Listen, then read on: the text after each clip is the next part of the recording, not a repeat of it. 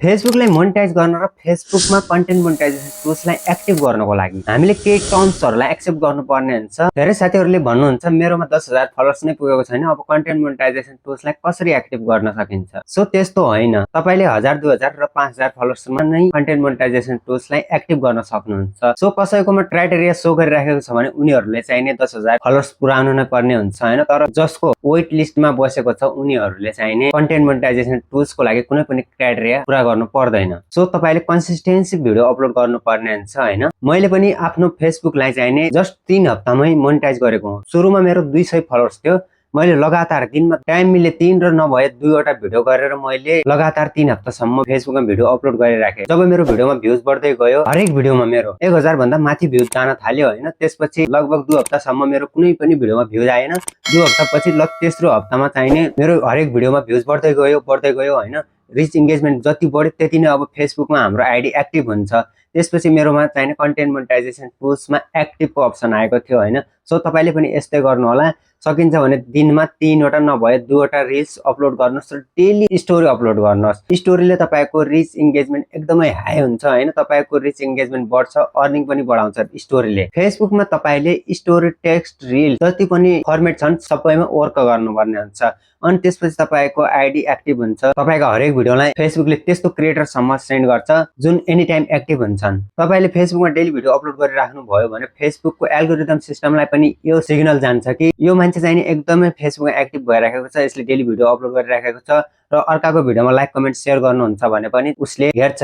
फेसबुकको एल्गोरिदमले तपाईको सबै डेटाहरू चेक गर्छ हैन। अनि त्यसपछि तपाईको आइडीलाई एक्टिभ गर्छ, तपाईको हरेक भिडियोलाई एक्टिभ ऑडियन्ससम्म सेन्ड गर्छ, तपाईको बुस्ट गर्छ हरेक भिडियोलाई। त्यसैले तपाईले आफुलाई मन परेको भिडियोलाई चाहिँ लाइक कमेन्ट सेयर गर्नु होला। अर्काको भिडियो आयो भने फुल वाच गर्नु होला। त्यसरी तपाईको भिडियो पनि जसले फुल वाच गर्छ त्यस्तै ऑडियन्ससम्म फेसबुकको एल्गोरिदमले देख्छ। मानौ तपाईको फेसबुक आइडी मोनेटाइज भयो र मोनेटाइज भएर पनि तपाईले के गर्न सक्नुहुन्न, तपाईको भिडियोमा भ्युज नै गएन, तपाईको भिडियो चल्दै चलेन भने तपाईको भिडियोमा एड त चलाउँदैन फेसबुकले। तपाईको भिडियोमा राम्रो भ्युज गयो भने मात्रै फेसबुकले एड चलाउँछ।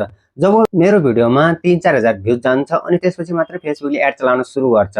4000 5000 भ्युज बराबर मलाई $0.01 दिन्छ। त्यसैले तपाईले आफ्नो कन्टेन्टलाई राम्रो बनाउने काम गर्नुहोस्, राम्रो बनाउन सिक्नुहोस्। म के बोल्दै छु, कस्तो बोल्ने, ऑडियन्सलाई एट्र्याक्ट गर्ने काम गर्नुहोस्। ऑडियन्सले रुचाउने खालको कन्टेन्ट बनाउनुहोस्। जस्तो सुकै कन्टेन्ट बनाए पनि ऑडियन्सले बोर हुने खालको नबनाउनुहोस्। ऑडियन्सले राम्रोसँग स्पष्ट बुझ्ने गरेर बोल्नुहोस्। ऑडियन्सले कस्तो खालको कन्टेन्ट चाहेका छन्। तपाई कमेडी कन्टेन्ट बनाउँदै हुनुहुन्छ भने पनि एकदमै हाँस्ने खालको, ऑडियन्स रोकियोन् त्यस्तो खालको कन्टेन्ट बनाउनुहोस्। र तपाई केही कुराहरू सिकाउँदै हुनुहुन्छ भने पनि ऑडियन्सले बुझोस्, तपाईले भनेको सबै कुरा स्पष्ट बुझ्ने गरेर उसले सम्झिने गरेर भिडियो बनाउनुहोस्। आफ्नो कन्टेन्टलाई आफै सोच्नुहोस् कि मैले कस्तो बनाउँदा चाहिँ नि मेरो भिडियोमा बढी भ्युज आउँछ। 3-4 चोटि हेर्नुहोस् यो भिडियो चाहिँ नि मैले अपलोड गर्न लायकको छ कि छैन। यदि तपाईले कन्टेन्ट बनाइहाल्नु भयो भने पनि तपाईलाई मन नपरेका कन्टेन्टमा पनि कुनै कन्टेन्ट भाइरल हुन सक्छन्, किनभने त्यो कन्टेन्ट ऑडियन्सले चाहेको हुन सक्छ। त्यसैले जुन ट्रेन्डमा चलिरहेको छ, जुन कन्टेन्ट ऑडियन्सले मागिराखेको छ, कमेन्ट पढ्नुहोस्, कमेन्टको रिप्लाई गर्नुहोस्, कमेन्टको रिप्लाईको बारेमा भिडियो बनाउनुहोस्। अनि धेरै ऑडियन्स तपाईसँग जुड्छन् र तपाईको भिडियो अझ धेरै एक्टिभ ऑडियन्ससम्म फेसबुकले बुस्ट गर्छ। सकिन्छ भने रिल्स तपाईले 15 सेकेन्ड भन्दा तल र 10 सेकेन्ड भन्दा माथिको बनाउँदा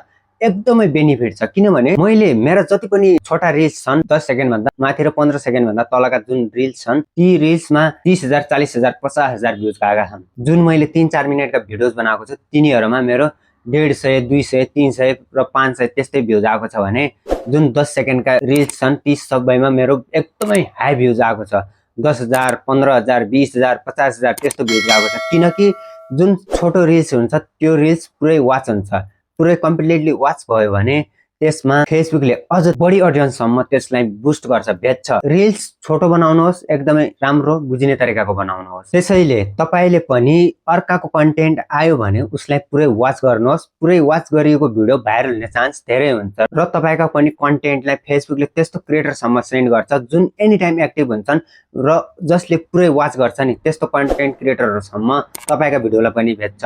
आफूले पनि अर्काको भिडियोलाई लाइक कमेन्ट सेयर गर्नुहोस् र फेसबुकको एल्गोरिदमले पनि तपाईका भिडियोलाई लाइक कमेन्ट सेयर र फुल वाच गर्ने ऑडियन्ससम्म भेट्छ।